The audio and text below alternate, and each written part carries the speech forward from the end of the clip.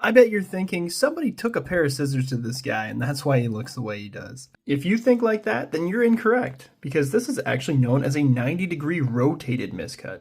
Now there's a big difference between the 90-degree rotated miscut and the narrow miscut. Narrow miscuts obviously have the same height as a normal card, but they have a more narrow width.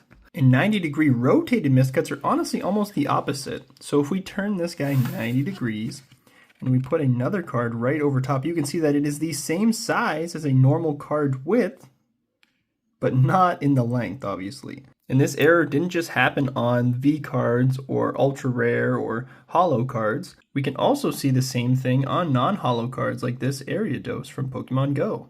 Funny thing about these 90-degree rotated miscuts is they're almost always the same width, obviously the width of a normal card. And for these width, I am talking this way, not this way. But here's another example, but this one's a bit strange. Rather than having a perfectly straight edge, this 90-degree miscut actually has an angled edge. That's because this angle is actually the edge of the sheet over here, but the entire card was twisted when it was cut.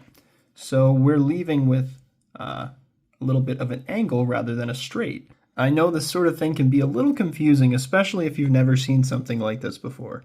But just follow along and maybe you'll learn to be able to spot an error versus a card that was cut with scissors.